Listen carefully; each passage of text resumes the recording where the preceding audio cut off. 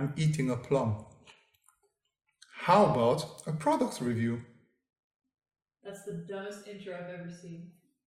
Here is the Xencelabs, I hope it's pronounced like that, pen tablet. And they were so nice and sent me this medium tablet to give my opinion, test it out. So why don't we get started with that? Alright, here we have our pen tablet from Xencelabs. Let me open this up.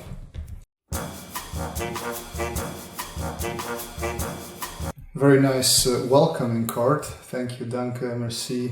I see no Romanian or Hungarian, so that's already a no. I'm just kidding, it doesn't matter. So here is the tablet itself, nicely packaged up. Let's see. Let's turn it around. There we go. So it does have a couple of buttons. I'm not sure, I usually like them if they are on the side. I'm right-handed, so I like them on this side, but I know that there's an extra thing coming with this, so let me put the tablet here on the side. Oh, nice! There's like a carrying pouch with it. This is a very nice package, I must say.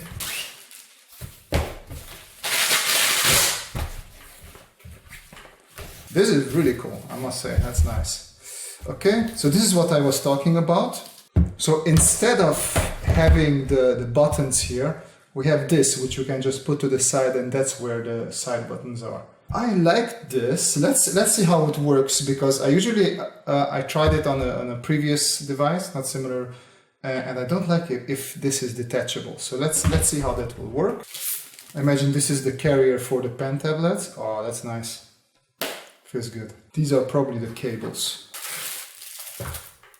And the glove. Always nice when they send you a glove. USB-C, USB, I guess USB-C will be attached to, there we go, that's the USB-C port. Alright, so this is what's in the box. We have the controller, the tablet, the cable to connect it to the computer, and two different styluses. That's interesting for me. I never saw a tablet coming with two different styluses. So I am going to try this baby out now. As you can see, some time has passed, my beard has grown out a little bit more, and I had time to play around with this Xencelabs. So let's go through the setup of this little thing. So what I missed last time is that we have two of these cables, and they are there because we can connect both of these to our computer at the same time.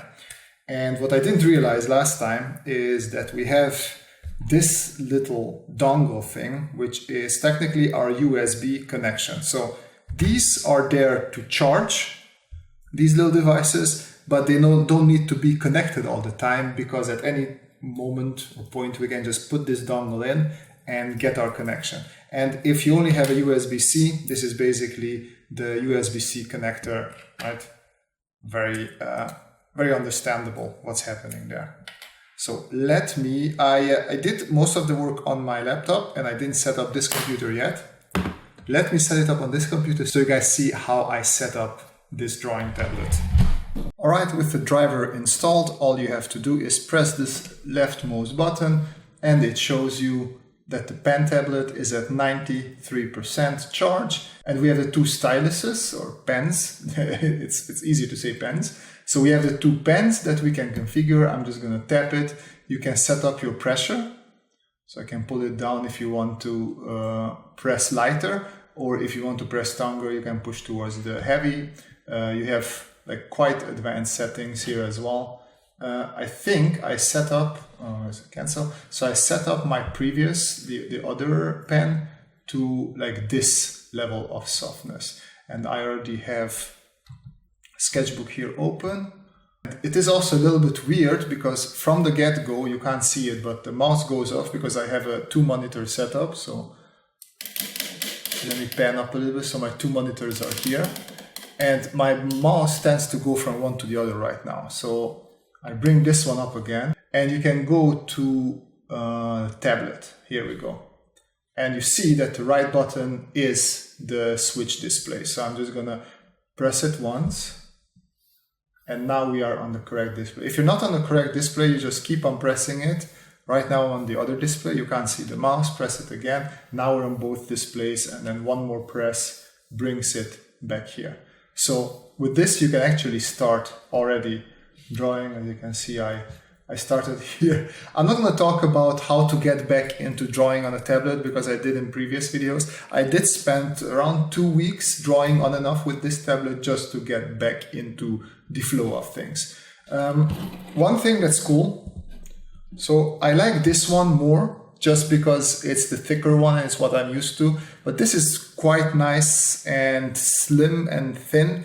I asked my girlfriend to try it out, which one she prefers, and she did say that she likes this one. So maybe they thought of both genders, and this is a bit more suitable for smaller-handed people, girls, maybe in this case.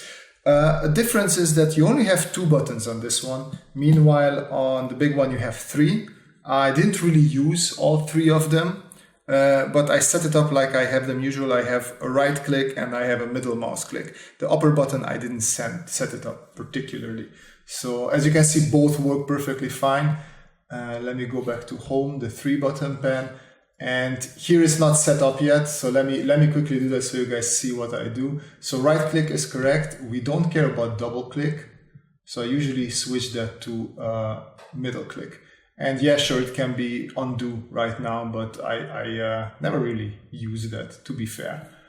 Okay, let's move on to this little device, which we can also turn on. So something I forgot to show you, that here we have the on and on switch for the Bluetooth. And we can do the same thing with this one. As you can see, Xencelabs. Oh. And now it's connected. There we go. So it was jumping back and forth because I like this to be like this because I want the rotation to be over here, and then I set it up in a way that I like. So right now it's upside down. So once again we go go back to home. Now we select my quick keys. So we go here to the customize. And then we go 180, the orientation. Exactly, this is what I want to use. And as you can see, this already popped to the side that I like. Shift control is fine. What I like to have here is space. Instead, space is here. Space is there. And then I like S and V for sketchbook because I use sketchbook. Press number here, keystroke. I'm just gonna type an S, I'm gonna clear there and just press an S, okay, and let me show it to you here. You can see an S appeared there, and then instead of paste, we're gonna do V, which is just moving around stuff, okay, and now here you can see you have an S and a V there. So it's pretty, everything is in hand there. So now I can just tap back here, press space, move my canvas, draw something, make a selection around it, like that, and press V. And now I can move it around and I can jump back between, let's say I select my pencil and an eraser, and I can easily jump back between the two. Now if I come back here, we also have different scroll options, so you can see the colors. Let me bring this closer as well. If I press the center button, it goes through the different colors. You can see now it's yellow, so it's going to rotate. Now it's green, it makes the brush size bigger and smaller. We're to orange, this is scroll, and now we're zoom. And as you click through these. Rotate. So now the brush size, you can see it becomes huge and then smaller again. I think I like it at 10. Let's stay there. Now we zoom in and zoom out. Something worth mentioning that I like, especially when you're on the right screen, is that you have this area noted by these corners. Let me zoom it in for you guys. They are small LED lights, and that's actually a perfect 16:9. So it's a widescreen format, so you're actually drawing in the same ratio that you can see on the screen. So that I like a lot if the drawing pad aligns to that. And you see exactly, you're probably never gonna look down here again, because once you get used to looking at the monitor instead of down here, you will not use it again, but it's still nice to know that that's the area that you are working in. Now, I really don't have many negative things to say about this. The one thing that I would have to mention is the price, which, as you can see, together with this little side thing is $360. Now that is relatively pricey. I would say the one thing that counters that price is that it really feels professional compared to some of the cheaper things that you can get out there. So if you are somebody who has been drawing on a tablet like this, who doesn't want to switch to a screen tablet, I think for them the investment is worth it.